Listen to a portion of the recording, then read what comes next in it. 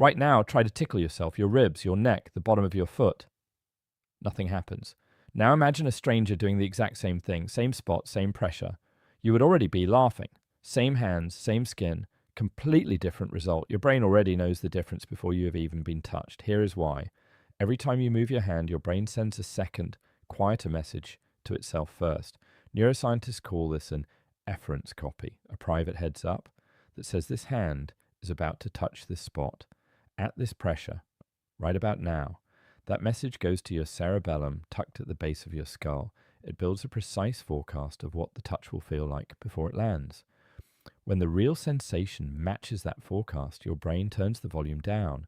Why build that in? Because you touch yourself constantly, your shirt, your tongue against your teeth right now.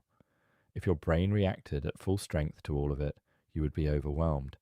So it filters and saves full attention for one thing only, the touch it did not predict. In the late 1990s, Sarah Jane Blakemore, working with Daniel Woolpert and Chris Frith at University College London, scanned people's brains while tickling them by hand and by machine. When someone else tickled them, the somatosensory cortex and the anterior cingulate cortex both lit up. When they tickled themselves, both regions went nearly silent. The touch still landed. The brain simply chose not to react.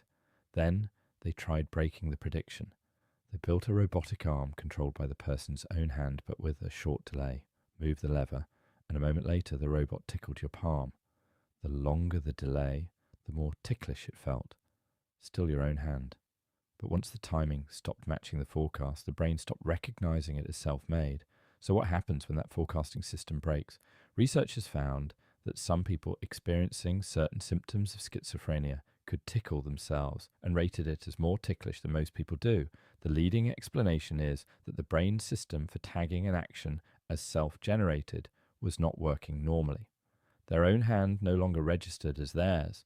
There is also more than one kind of tickle. Psychologists have described two since the late 1800s following G. Stanley Hall. A light, feathery kind called nismesis, which you can trigger on yourself, and a deep, uncontrollable laughing kind called gargalesis, which you cannot. Gargalesis shows up almost only in primates, and strangely, in rats. Neuroscientist Jaak Panksepp recorded rats making ultrasonic chirps, essentially rat laughter, during play tickling.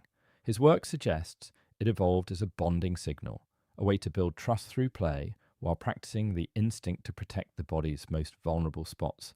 So the reason you cannot tickle yourself was never about your hands. It is about surprise and trust and a brain that decides before you even move whether a touch is safe. Your whole day runs on this same hidden machinery. You do not notice your own footsteps or your own breathing. Your brain has already predicted it, filtered it, and handed you a curated version of your senses with the boring parts edited out.